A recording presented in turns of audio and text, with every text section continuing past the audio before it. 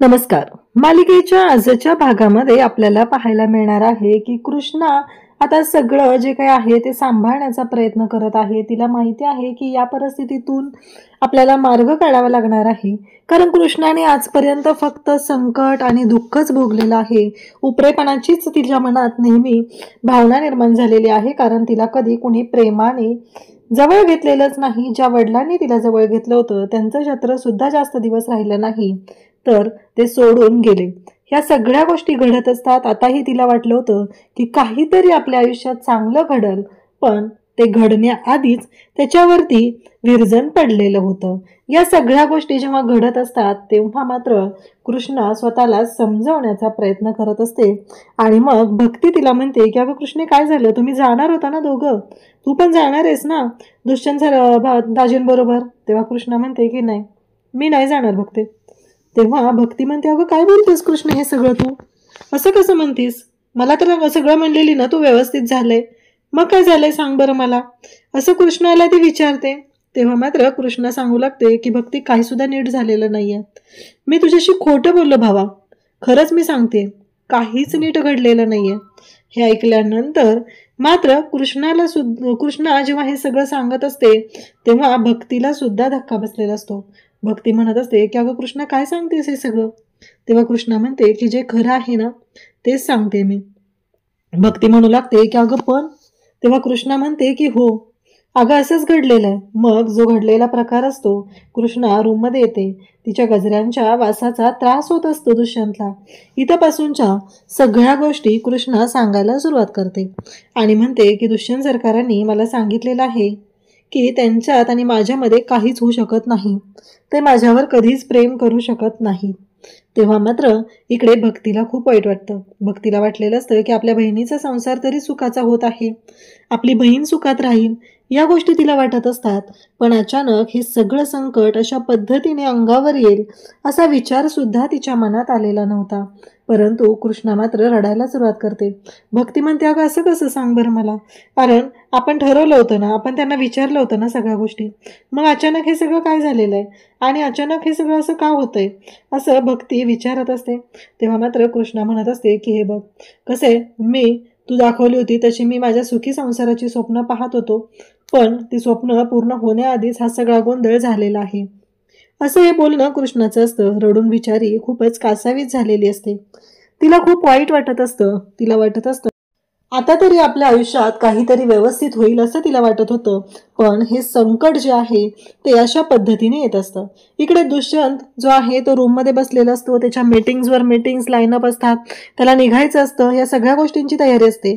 पण दुष्यंतच्या मनात जरासंही वाटलेलं नाहीये की या सगळ्यामुळं कृष्णाला किती त्रास होतोय, आपण कृष्णाला काहीतरी बोलतोय, आपण कृष्णाला त्रास देतोय, या गोष्टीची जाणीव दुष्यंतला झालेलीच नसते.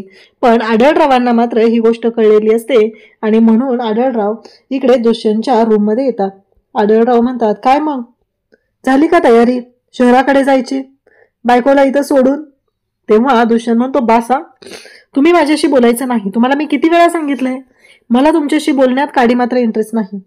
तेव्हा आढळराव म्हणू लागतात की हो रे बाबा, मला माहितीये तुला माझ्याशी बोलण्यात काय इंटरेस्ट आहे आणि नाही. पण तुला माहितीये का, त्या दिवशी मी तुला ना आरसा दाखवत होतो असं मला वाटत होतं, पण मला आता कळलंय की मी तुला आरसा दाखवतच नव्हतो, माझ्या स्वतःचं प्रतिबिंब मी आरशात पाहत होतो, असं आढळराव सांगू लागतात. तेव्हा मात्र हे सगळं जेव्हा घडत असतं, दुष्यंत मात्र आढळरावांकडे पाहत असतो.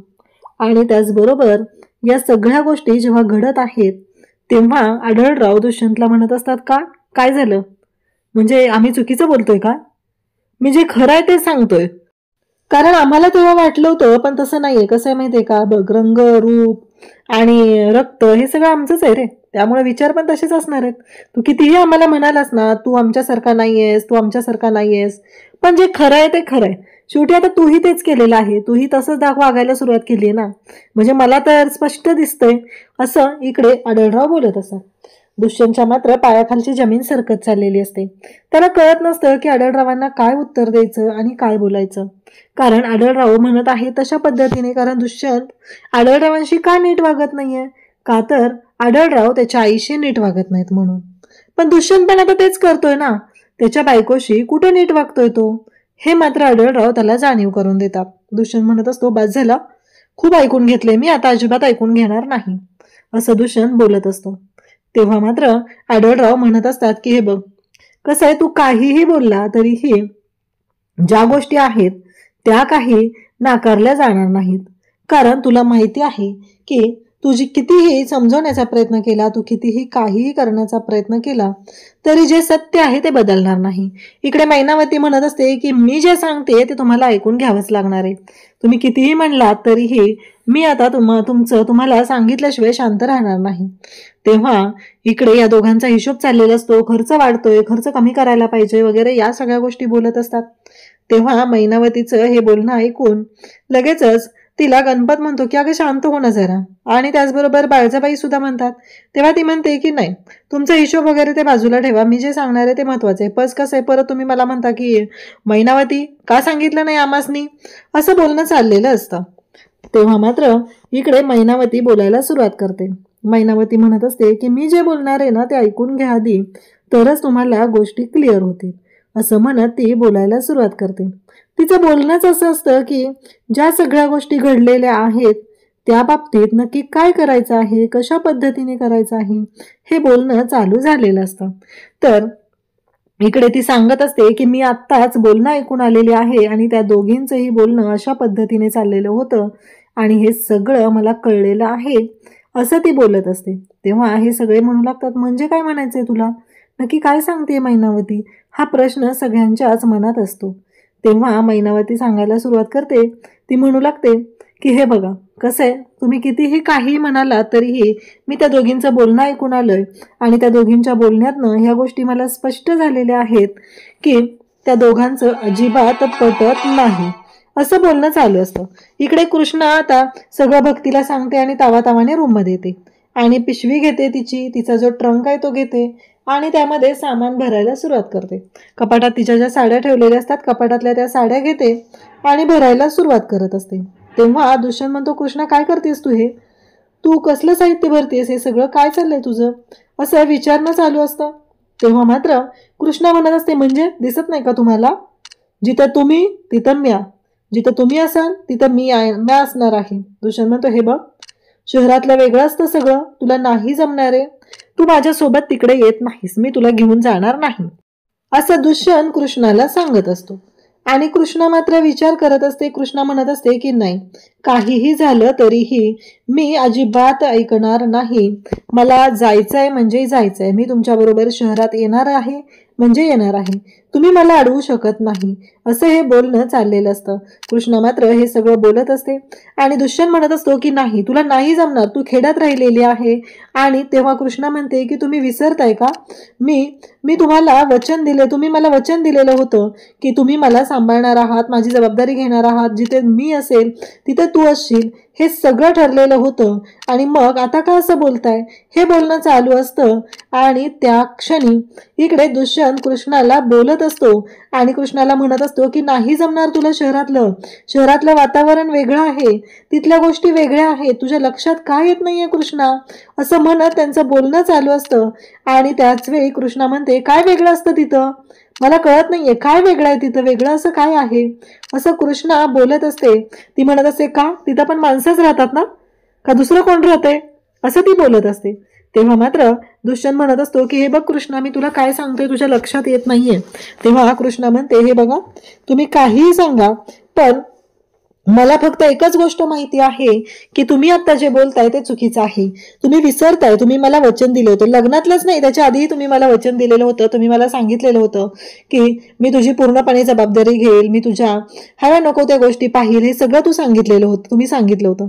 तर दुष्यंत म्हणतो, तूही मला बोललेली, तू तुझं माहेर, तुझं शेत हे सगळं सोडणार नाहीयेस, आणि मग आता का असं बोलतेस, कारण तूच मला सांगितलेलं होतं ना, तुझ्या त्या गोष्टी आहेत त्या तू कधीच सोडणार नाही, आणि ते सोडून तू कधीच कुठे जाणार नाहीस, तुझं गाव, तुझी माणसं, मग आता काय झालं. कृष्णा म्हणते, ते माझी मी बघून घेईल. दुष्यंत म्हणतो, अगं पण तू शहरात आल्यावर इथं तुझ्या शेतात कसं काम करणार आहेस, असं दुष्यंत तिला विचारत असतो. तेव्हा मात्र कृष्णा चिडलेली असते. कृष्णा म्हणते, बाद झालं, मला कळतंय सगळं. तेव्हा दुष्यंत म्हणतो की अगं काय येणार आहे तुला, सांग. तिथं गाड्या का चालवतात मुली, त्यांचे कपडे वेगळे असतात, त्यांचं राहणं वेगळं असतं, त्यांचं बोलणं वेगळं असतं, त्याचबरोबर तिथे कॉम्प्युटर चालवतात, हे सगळं असतं. आणि तुझं काय? तेव्हा कृष्णा म्हणते, हो येतो का त्यांना नांगर चालवता, बैलगाडी चालवता येते त्यांना, आबाळाकार बघून सांगता येतं पाऊस पडतो का म्हणून, कधी पडणार आहे, जमतं का हे त्यांना. कृष्णा पण तिच्या बाजूने प्रयत्न करत असते की नाही, मी शहरात येऊ शकते आणि मी राहू शकते. ती म्हणते, हे बघा तुम्ही काहीही बोलला तरी मी ऐकून घेणार नाहीये, कारण मी दुष्यंत रांगणे पाटीलची बायको आहे. सौभाग्यवती कृष्णा दुष्यंत रांगणे पाटील आहे आणि कोणीही काही असलं तरीही मी त्या गोष्टी करू शकते, असं बोलणं तिचं चाललेलं असतं. दुष्यंत म्हणत असतं, तुला किती वेळा सांगू ग मी, तुला कळत नाहीये का, नाही राहू शकत तू शहरात, माझं ठरलंय, मी तुला शहरात नाही घेऊन जाणार, असं दुष्यंत कृष्णाला सांगत असतो. कृष्णा मात्र म्हणत असते की नाही, अजिबात मी ऐकून घेणार नाहीये. आणि कृष्णा आता खाली येते तेव्हा आढळराव तिथं असतात. आढळराव म्हणतात, काय झालं दुष्यंत, तुला इथे सोडून एकटा शहराकडे चाललाय, हे विचार डोक्यात चालू आहेत ना. तेव्हा कृष्णा शांतच असते. जे आढळराव बोलत असतात ते सगळं शांतपणे ऐकत असते. तेव्हा मात्र आढळराव तिला म्हणतात की काय झालं. हे बघ कृष्णा, कसं आहे माहितीये का, मला माहितीये दुष्यंतचा स्वभाव कसा आहे. कसं आहे माहितीये का, त्याच्या मनात खूप वैगत, म्हणजे तो बोलला असेल फडाफडा पण त्याच्या मनात खूप असतंय. तो हळवा आहे, मान्य आहे मला. तो आता तुला ज्या पद्धतीने वागतोय बोलतोय, तुमचं लग्न ज्या परिस्थितीत झालंय, हे सगळं मान्य आहे. पण कृष्णा तुलाच त्याला समजून घ्यावं लागणार आहे. वेळ दे, वेळ हे सगळ्यात मोठं औषध आहे. आणि मला सांग, देवाचीच अशी इच्छा होती ना, म्हणून तर हे लग्न झालंय. तेव्हा मात्र कृष्णाला हे सगळं आठवत असतं. तिनं देवाच्या समोर असते, तिथं ती दोन बिना पाण्याचे नारळ असतात, एक पाण्याचा नारळ असतो. आणि इकडे कृष्णा तो नारळ हातात घेऊन म्हणत असते की त्या दुष्यंत रांगणे पाटील बरोबर माझं लग्न नकोय, असं कृष्णा बोलत असते. आणि नेमकं पाण्याचा नारळ तिच्या हातात आलेला असतो. तिला असं वाटत असतं की बिना पाण्याचा नारळ माझ्या हातात यावा आणि हे लग्न होऊ नये, असं तिला वाटत होतं. परंतु पाण्याचा नारळ आलेला असतो आणि भक्ती म्हणालेली असते, हे बघ कृष्णे, तुझ्या हातात पाण्याचा नारळ आलेला आहे, याचाच अर्थ देवाच्या सुद्धा मनात तेच आहे, असं भक्तीने सुद्धा तिला सांगितलेलं असतं. आणि तो क्षण तिकडे कृष्णाला आठवतो. इकडे मैनावती सांगत असते की त्यांच्या दोघांमध्ये काही झालेलं नाहीये आणि दुष्यंतमुळं तिची वाईट अवस्था झालेली आहे, दुष्यंतमुळं तिला रडायला लागलेलं आहे. दुष्यंतने सांगितले की तिला ती कधीच बायको म्हणून स्वीकारणार नाही. तेव्हा मात्र आता इकडे आनंद झालेला असतो, तो म्हणजे बाळजाबाईंना त्यांच्या मनासारख्या गोष्टी घडत असतात. ती म्हणत असते की चला, म्हणजे एकदा का हा दुष्यंत तिकडे गेला की गोष्टी अगदी व्यवस्थितच होणार आहेत, सगळं काय ते आपण ठरवलेलं आहे त्या पद्धतीनेच होणार आहे, असं बोलणं चाललेलं असतं. आणि मैनावती सुद्धा खुश असते. आता मैनावती आणि गणपत यांनी खुश होण्याचं कारण काय, तर त्यांच्या डोक्यात एकच आहे आणि ते म्हणजेच की काहीही झालं तरीही या संपत्तीतला आपला हिस्सा आपल्याला मिळाला पाहिजे, एवढंच त्यांच्या डोक्यात असतं. आणि म्हणूनच त्यांच्या मैनावती आणि गणपतचं चाललेलं असतं की कुठल्या बाजूने आपला फायदा होईल ती बाजू बघायची आणि पुढे जायचं. परंतु ज्या गोष्टी घडत असतात त्या मात्र एवढ्या भयानक पद्धतीने असतात. इकडे आढळराव कृष्णाला समजवत असतात, हे बघ कृष्णा, सगळं व्यवस्थित होईल, मान्य आहे, फक्त मला ह्या सगळ्या गोष्टींचा त्रास तुला होतोय, पण थोडासा वेळ जाऊ दे, अगदी तू जसा विचार करते तसं सगळं झालेलं असेल. दुष्यंत मनाने खूप चांगला आहे आणि त्याच्या बाबतीत थोडासा नीट विचार कर, असं इकडे आढळराव सांगत असतात. तेव्हा मात्र ते म्हणतात की आणखी एक लेक आहेस ग तू आमची, थोरलं सरकार म्हणणं बंद कर, थोरलं सरकार म्हणणं तेवढं बंद कर, आमची लेक आहेस तू, असं म्हणत आढळराव तिच्याशी प्रेमाने वागत असतात. खरं तर फक्त आढळरावांनाच कृष्णा या घरात असावी असं वाटत आहे. इकडे बाळजाबाई तर खुश झालेल्या आहेत. चला आता दुष्यंत एकदा गेला की हे पार्सल तिच्या माहेरी कसं पाठवायचं याची तयारी बाळजाबाईंनी केलेली असते. आणि दुष्यंत निघालेला असतो आणि कृष्णा मात्र धावत येते. कृष्णा म्हणू लागते की नाही, काहीही झालं तरीही या गोष्टी ज्या आहेत त्या नीटच झाल्या पाहिजेत, असं कृष्णाच्या डोक्यात चाललेलं असतं. आणि मग बाळजाबाई म्हणत असतात की अगं कृष्णे, अगं दुष्यंत गेला की तुला सांगितलं पण नाही, तुझा निरोप न घेताच गेला का, आता काय करायचं ह्या पोराचं सांग बरं तू. अशी नाटकं त्यांची सुरू झालेली असतात. आणि तेव्हा मात्र या सगळ्या गोष्टी जरी घडत असल्या तरीही हे नाटकी वागणं मात्र बाळजाबाईचं सुरूच असतं. इकडे कृष्णा गाडी काढते, गाडीवरती ते सगळं घेते जे दुष्यंतला द्यायचं आहे ते, आणि मधल्या रस्त्याने दुष्यंतच्या गाडीच्या पुढे जाऊन उभी राहते. तेव्हा दुष्यंत म्हणतो, तुला एकदा सांगितलेलं कळत नाही का ग? तू माझ्या आयुष्याला लागलेला ना स्पीड ब्रेकर आहे, स्पीड ब्रेकर, असं म्हणत तो कृष्णाबद्दल वाटेल ते बोलत असतो. तेव्हा मात्र इकडे कृष्णा म्हणते की हे बघा, आम्ही अडाणी आहे मान्य आहे मला, पण एकदा सांगितलेलं आमच्या चांगलं ध्यानात राहतं. हे द्यायचं होतं ना म्हणून आलोय. दुष्यंत ती पिशवी घेतो आणि थँक्यू म्हणतो. कृष्णा म्हणते, उपकार नाहीत केले, मी कर्तव्य केले आणि ते करत राहील, असं म्हणत दुष्यंतलाच तिने लाज आणलेली असते, त्याला दाखवून दिलेलं असतं की हे बघ, तू कसा वागतोयस आणि काय करतोय त्याच्यापेक्षाही आता मी तुला दाखवून देते की काय सच्चेपणा असतो, असं म्हणत कृष्णाने चांगल्याच शालजोडीतनं जोडा लगावलेला असतो. अशाच अपडेटसाठी चॅनलशी कनेक्ट राहा. थँक्यू.